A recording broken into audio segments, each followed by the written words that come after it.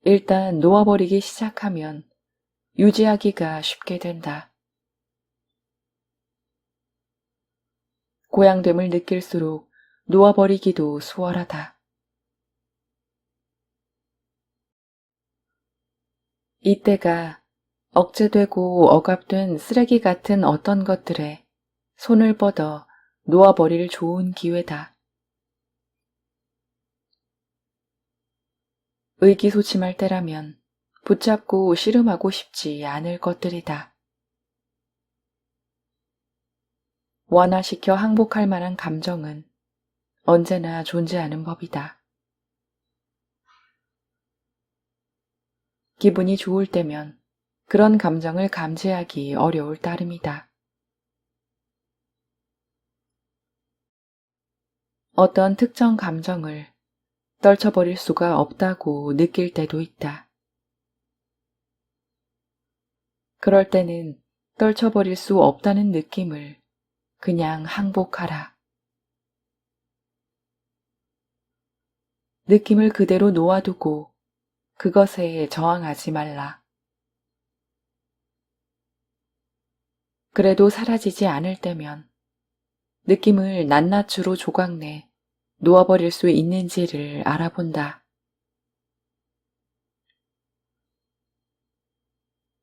우리를 가로막는 또 다른 걸림돌은 무언가에 대한 욕망을 놓아버리면 그것을 얻지 못할지도 모른다는 공포다. 그럴 때는 흔히들 품고 있는 신념 몇 가지를 살펴본 뒤에 맨 먼저 그런 신념부터 놓아버리는 것이 좋다. 이를테면 열심히 일하고 안간힘 쓰고 희생하고 노력해서 얻은 것이라야 누릴 자격이 있다거나 고통은 이롭고 유익한 것이라거나 세상에 공짜는 없다거나 아주 단순한 것은 그다지 가치가 없는 것이라는 편견이다.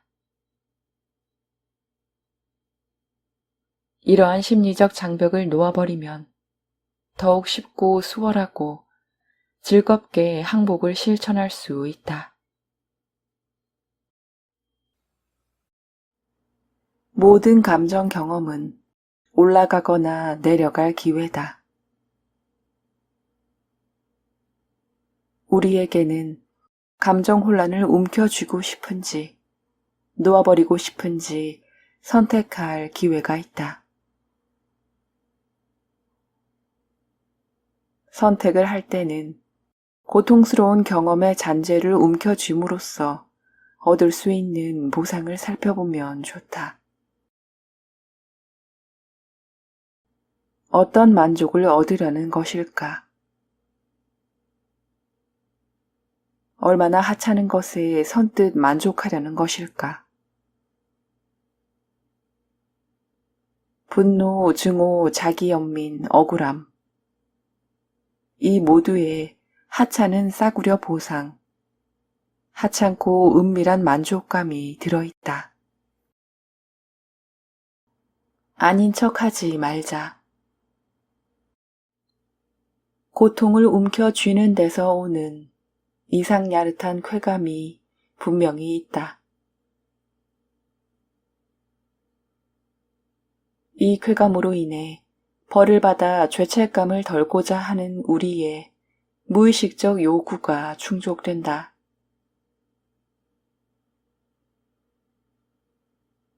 아울러 비참하고 꺼림칙한 기분이 든다. 계속 이래야 돼? 하는 의문이 떠오른다. 중요한 것은 얼마 동안이나 계속 괴로워하고 싶은가이다. 언제가 되어야 기꺼이 괴로움을 포기할 것인가? 그만하면 되고도 남는 것이 언제인가? 내면에서 부정적 감정에 매달리고 싶어 하는 것은 우리의 왜소함이다. 왜소함은 심술궂고 옹졸하고 이기적이고 경쟁심 많고 자만심이 강한 측면이다. 왜소함에는 에너지가 별로 없어서 자존심만 고갈시키고 낮춘다. 왜소함은 나약함, 허약함, 질병, 죽음을 가져온다. 이런 것을 정말로 원하는가? 부정적 감정의 놓아버림과 병행할 수 있는 매우 건전하면서도 내적 변모에 크게 도움이 되는 방법이 있다. 긍정적 감정에 저항하기를 멈추는 것이다. 부정적 감정의 놓아버림은 긍정적 감정에 대한 저항을 그만두는 것으로 이어진다. 예를 들어 친구의 생일이 다가오는데 싸워서 분한 마음에 돈을 쓰고 싶은 기분이 아니라고 하자. 도저히 선물을 사러 나갈 수 있을 것 같지 않다. 생일 날짜는 점점 다가온다. 이에 정반대되는 감정은 용서하고 베푸는 마음이다. 이제 용서하는 감정을 마음속에서 찾아내 그에 대한 저항을 멈춘다. 용서하는 사람이 되는 일에 대한 저항을 계속해서 놓아버리면 놀랍게도 용서하는 마음이 용솟음 친다. 우리 천성의 일부는 항상 기꺼이 용서하길 원했지만 스스로 그럴 엄두를 내지 못했음을 점차 알게 된다. 그랬다가는 바보 같아 보일지도 모른다고 생각했다. 또한 분한 마음을 품는 것으로 상대를 벌하고 있다고 생각하지만 실제로는 사랑을 억제하고 있었던 것이다. 사랑에 대한 저항을 계속해서 항복해갈 때 나누고 베푸는 것으로 나타나고자 하는 어떤 것이 마음속에 있으며 이것이 과거를 놓아버리고 화해하고자 하는 것임을 알게 된다. 우호적인 태도를 보이고 싶은 바람이 있다. 화해하고 상처를 치유하고 잘못을 바로잡고 감사를 표하고 바보라 여겨져도 상관없다는 바람이 있다. 이 연습을 통해 내면에서 찾아내려는 것은 위대함으로 묘사할 수밖에 없다. 위대함은 장애를 극복하려는 용기다. 위대함은 사랑의 수준으로 높이 올라가려는 자발성이다. 위대함은 타인의 인간적 약점을 받아들여 상대의 입장에서 그 사람의 고통에 연민을 느끼는 것이다. 타인을 용서하면 자신도 용서되어 죄책감이 해소된다. 부정성을 놓아버리고 사랑을 선택할 때 진정한 보상을 얻는다. 이때 혜택을 받는 사람은 자신이다.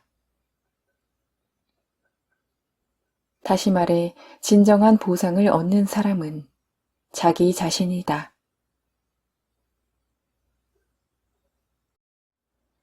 자신의 참모습을 자각할수록 고통에 덜 상처받는다. 자신과 타인의 인간적 약점을 연민으로 받아들이면 더 이상 굴욕당하지 않는다. 자신의 참된 모습을 알아보면 보다 큰 행복을 주는 근원을 갈구한다.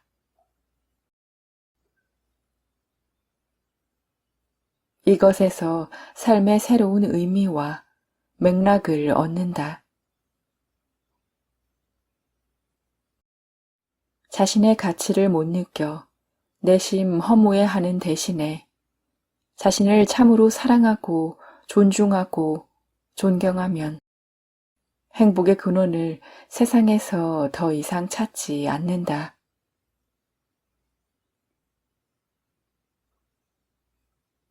그것은 우리 내면에 있기 때문이다.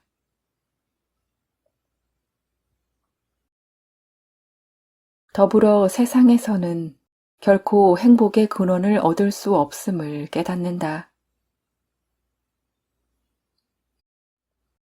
아무리 부를 쌓아도 마음속 빈 공감은 메꿀 수 없다. 마음속 공허와 자존감 결핍을 해소하려고 애쓰는 억만장자가 많다는 점을 모르는 사람은 없다. 내면의 큰 나, 내면의 위대함과 만날 때, 내면의 완전성과 만족감, 진정한 행복감과 만날 때, 우리는 세상을 초월한다. 이제 세상은 즐기는 곳일 뿐, 나를 더 이상 휘두를 수 없다. 나는 세상의 영향을 더 이상 받지 않는다. 부정성을 포기하는 기법과 긍정에 대한 저항을 항복하는 기법을 활용하면 언젠가는 자신이 얼마나 큰 존재인지를 전체적으로 자각한다. 이는 일단 경험하면 절대 잊히지 않는다. 전과 같이 세상에서 위협을 느끼는 일은 없다. 세상 관례를 습관처럼 계속 따르긴 하겠지만 사로잡히거나 쉽게 상처받고 의심 많던 마음속 성향은 이제 사라지고 없다. 겉으로 보이는 행동은 똑같아 보일지라도 마음속 원인은 이제 전혀 다르다. 의식적으로 감정을 해결한 결과 다치지도 흔들리지도 않는 사람이 되었다.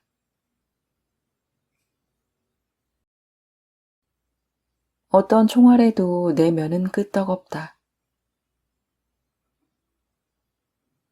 이제 평정과 품위를 잃지 않는 삶을 살아갈 수 있다.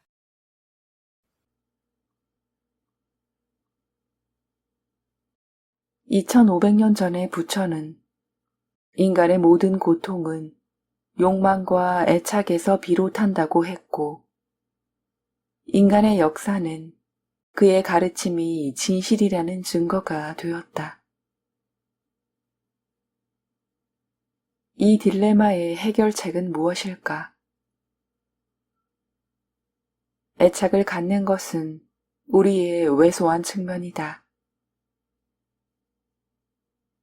우리는 겁먹고 무능한 프로그램의 세트가 우리를 휘두르도록 부지불식간에 용납했는데 왜소한 자아가 믿는 것이 이 프로그램 세트다. 이러한 프로그램들이 더 이상 우리를 휘두르지 못하도록 에너지 공급을 끊는 것이 놓아버림의 목적이다.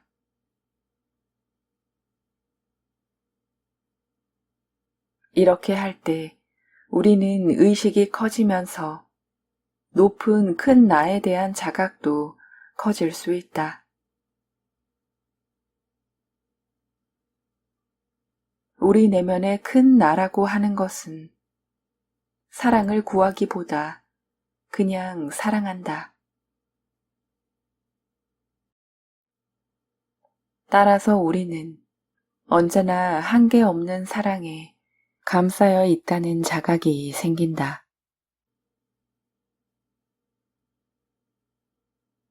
사랑은 사랑하는 사람에게 저절로 끌린다. 부정적 감정을 끊임없이 놓아보내면 현재의 고통이 치료되고 미래에 고통이 생기는 것을 막는다. 공포가 신뢰로 대체되고 신뢰와 더불어 크나큰 행복의 느낌이 온다.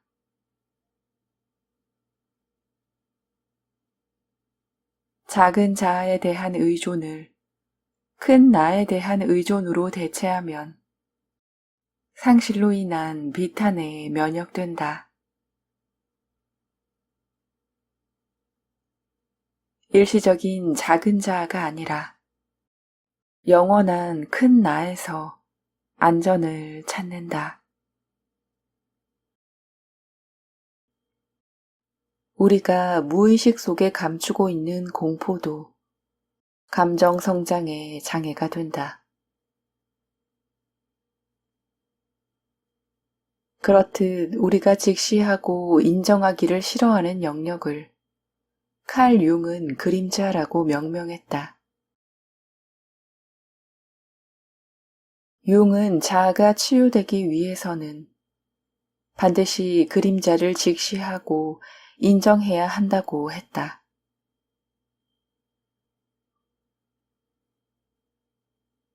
우리 모두의 내면, 즉 융이 집단 무의식이라 부른 것 속에는 우리가 자신에 대해 받아들이기 싫어하는 것들이 모두 감추어져 있다는 것이다. 자신의 내면에 받아들이기 힘든 생각과 충동이 존재함을 인정하는 것이 문제다. 생각과 충동은 인정하면 조용해진다. 일단 조용해지면 우리는 더 이상 그 생각과 충동에 무의식적으로 휘둘리지 않는다.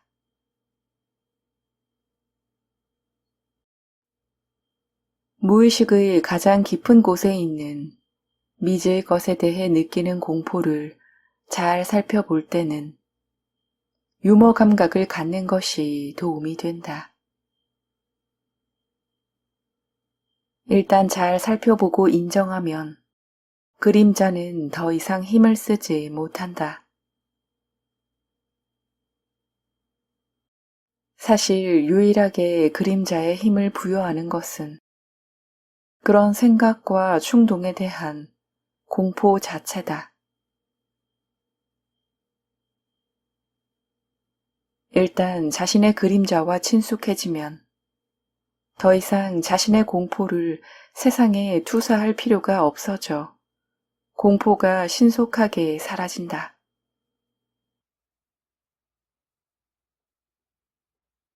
공포를 살펴볼 때 칼 융이 그림자 속에 있는 금지된 것들의 저장고를 집단 무의식의 일부로 보았다는 점을 기억해두면 좋다.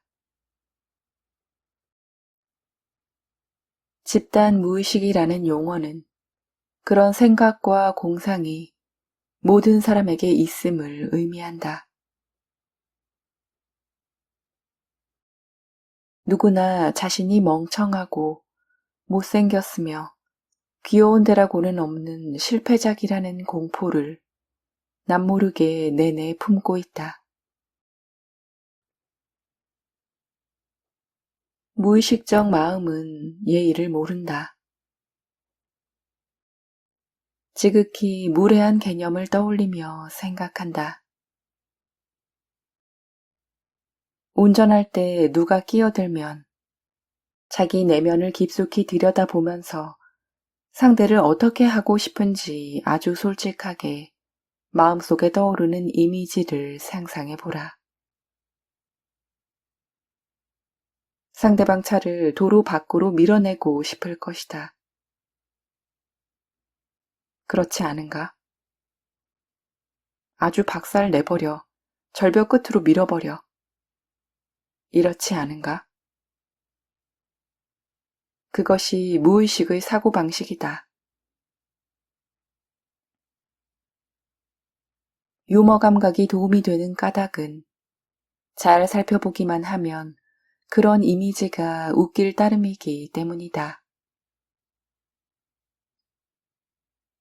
하나도 무서워할 것이 없다. 무의식이 이미지를 다루는 방식이 그럴 뿐이다. 내가 형편없는 인간이거나 범죄자가 될 가능성이 있다는 의미가 아니다. 인간의 동물적 마음이 무의식의 차원에서 어떻게 움직이는지를 정직하게 직시했음을 의미할 뿐이다.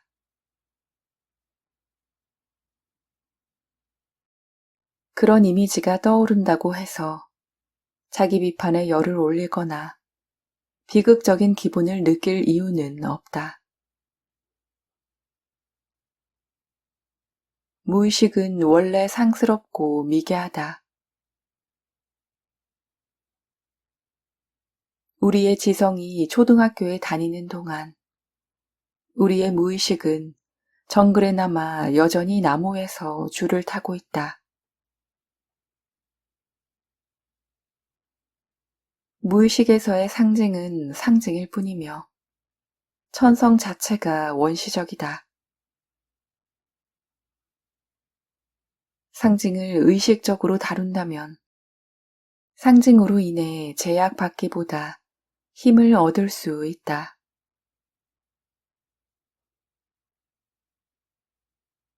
그림자를 계속 감추고 그 많은 공포를 억제하려면 에너지가 많이 든다.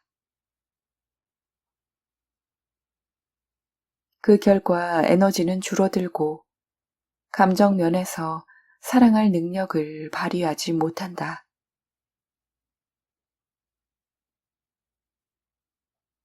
의식의 세계에서 감정은 유유상종하는 법이라 공포는 공포를 끌어당기고 사랑은 사랑을 끌어당긴다.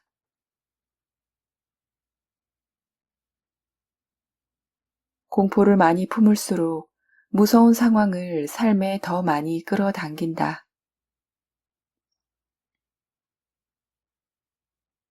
각각의 공포에는 방어장치를 만들어낼 에너지가 더 필요해져 에너지가 전부 방어 조치를 확대하는 일에 소모된다.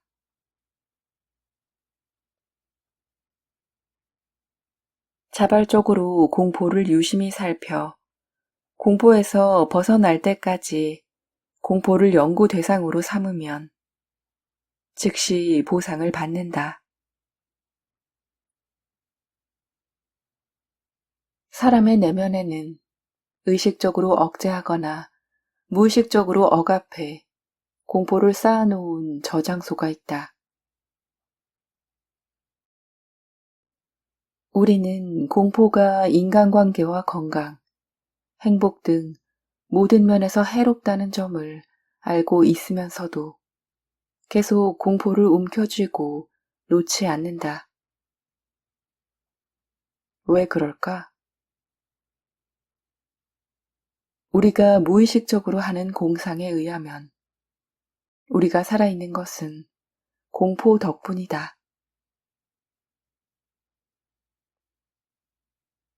공포는 생존 기제 전부와 관련이 있기 때문이다. 우리는 주된 방어 기제인 공포를 놓아버리면 어딘가 취약해진다고 생각한다. 하지만 현실은 정반대다. 공포로 인해 우리는 삶에 위협이 되는 것들을 제대로 보지 못한다. 공포야말로 몸에 닥치는 가장 큰 위험 요소다. 공포와 죄책감이야말로 만사의 실패를 부르고 질병을 발생시킨다.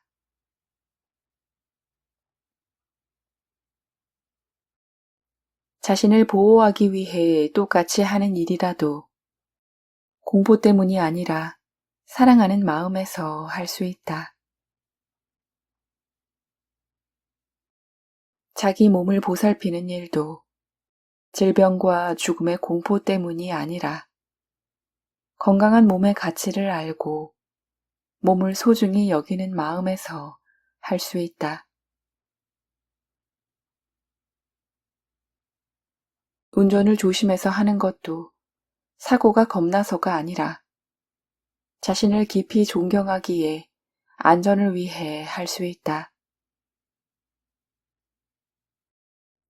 삶에서 만나는 이들에게 도움이 되는 존재가 되는 것도 그들을 잃을까봐 겁나서가 아니라 사랑하는 마음에서 할 수 있다.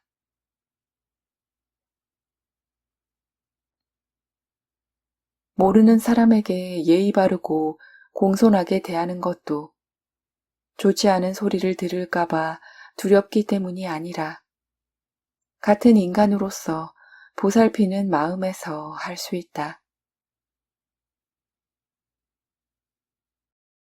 일을 잘 해내는 것도 우수한 성과를 원하고 동료를 위하는 마음에서 할 수 있다. 업무를 문제없이 수행하는 것도 실직의 공포나 야망 추구 때문이 아니라 내가 하는 일로 혜택을 받을 사람 때문이라고 할 수 있다. 겁나는 경쟁보다는 협력을 통해 더 큰 성취를 할 수 있지 않을까? 바람이나 욕망의 작용을 이해하지 못하는 사람이 많다. 이들은 주로 이런 환상을 가지고 있다. 원하는 바를 얻으려면 그것을 욕망하는 수밖에 없다. 욕망을 놓아버리면 원하는 바를 얻지 못할 것이다. 그러나 실제로는 그 반대가 진실이다. 욕망, 특히 갈망 같은 강한 욕망은 원하는 것을 얻는데 장애로 작용하는 경우가 많다. 이유가 무엇일까? 사실 삶에 어떤 일이 생기려면 먼저 선택을 해야 한다. 벌어진 일은 의도가 낳은 결과다. 즉, 그렇게 되기로 결정한 것이 먼저다. 삶에서 생긴 일은 욕망이 있음에도 불구하고 생긴 것이다. 어떤 것을 욕망하면 사실 그것을 이루거나 얻는데 장애가 되기 때문이다. 뭔가를 욕망한다는 것은 말 그대로 내게 없음을 뜻하기 때문이다. 즉, 어떤 것을 욕망한다고 말하는 것은 그것이 내 것이 아니라고 말하는 것이다. 그것이 내 것이 아니라고 말하면 나와 내가 원하는 것 사이에 마음의 거리가 생긴다. 이 거리가 에너지를 소모시키는 장애물이 된다. 자신을 완전히 항복하면 불가능한 일이 가능해진다. 무엇을 원하면 그것을 받는데 방해가 되며 그것을 얻지 못할까 두려움이 생긴다. 욕망의 에너지는 원하는 것을 바라기만 하면 가질 수 있다는 사실을 본질적으로 부인한다. 이는 세상에서 주입받은 프로그램에 젖어 있는 관점과는 다른 목표 성취 관점이다. 우리가 야망이나 성공과 연관해 을에 상상하는 것은 청교도 윤리의 전통 미덕이다. 자기 희생도 마다 않고 금욕하고 엄청난 수고와 노력을 퍼붓고 쉴 새 없이 죽어라 일하고 허리띠를 졸라매고 마음을 단단히 먹고 덤벼들고 엄숙한 자세로 힘들게 일하는 모습이다. 이렇게 노력해야 하는 이유는 욕망으로 인해 우리 스스로 자기의 앞길에 장애물을 놓았기 때문이다. 타인에게 인색하고 적대적인 세상에 살더라도 세상이 늘 그런 식이라고 믿어야 할 이유는 없다. 그런 식이라고 믿으면 삶은 그런 식으로 일을 만든다. 욕망을 놓아버리는 경험을 하면 자신의 선택이 마술처럼 삶에 나타난다는 것을 알게 된다. 개인적인 목표를 몇 가지 적고 이에 대한 욕망을 놓아버린다. 목표를 확인한 다음 목표에 대한 바람을 놓아버리는 것이다. 욕망에 완전히 항복한다는 것이 중요하다. 완전히 항복한다는 것은 만약 당신이 새 아파트를 원할 때 아파트가 생기면 좋고 생기지 않아도 좋다는 것이다. 욕망을 완전히 항복하면 불가능한 일이 가능해지며 수월하고 신속하게 현실화된다. 이런 기제는 의심하고 바라던 바를 야망이나 욕망, 심지어 강박적이고 미친 듯한 욕심을 통해 이루었던 경우를 되새겨보게 한다. 마음이 따진다. 바라던 바에 대한 욕망을 놓아버렸다면 어떻게 됐을까? 욕망이 없었다면 과연 그것을 이뤘을까? 그래도 이룰 수 있었다는 것이 진실이다. 이루지 못할까 두려워하는 걱정 없이, 에너지 소모 없이, 노력 없이, 시행착오 없이, 노고 없이도 이룰 수 있었던 일이다. 허참, 마음이 또 따진다. 일을 수월하게 이룰 수 있다면 성취할 때 생기는 자부심은 어쩌지? 그것도 버려야 한다는 말인가? 그렇다. 일에 쏟아붓는 희생이니 노고니 하는 허영에 찬 것을 다 포기해야 한다. 자기 희생이라는 감상에 툭 하면 빠지는 것도 포기하고 목표를 이루기 위해 감내했던 모든 아픔과 괴로움도 포기해야 할 것이다. 그런 감정은 사회의 기이한 도착 증세가 아닐까? 힘들이지 않고 바로 성공하면 사람들이 시샘한다. 목표에 도달하는데 아무런 고초도 아픔도 괴로움도 겪을 필요가 없었다고 하면 정말로 약이 오를 것이다. 그들의 마음은 이런 고통이 성공을 위해 반드시 치러야 할 대가라고 믿고 있다.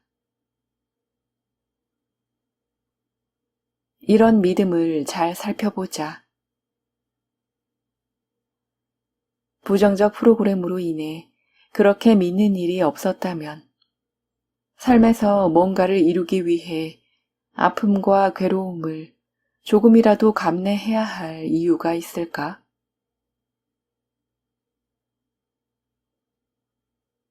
그런 믿음은 세상과 우주를 보는 눈이 다소 가학적이라는 점을 보여주는 게 아닐까?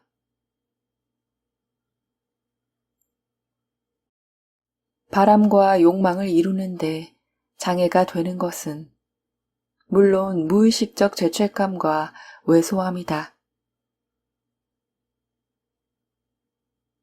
기이하게도 무의식은 우리 스스로 가질만 하다고 생각하는 것만 갖게 한다. 자신의 부정성과 이로 인해 커지는 왜소한 자기 이미지에 대한 집착이 가질만 하다고 생각하는 것을 줄어들게 하고 남에게는 쉽게 흘러드는 풍요를 무의식 중에 거부한다. 이것이 빈익빈 부익부라는 말이 생긴 까닭이다. 스스로를 왜소하게 볼 때 가질 만한 것은 가난이므로 자신의 무의식에 의해 가난은 꼼짝없이 현실로 만난다. 자신이 왜소하다는 생각을 포기하고 내면이 무결함을 다시 인정할 때, 그리고 너그럽고 열려있고 다정하고 믿음직한 자신에 대한 저항을 놓아버릴 때, 무의식에 의해 삶의 여건이 자동적으로 마련되어 풍요가 삶에 흘러들기 시작한다.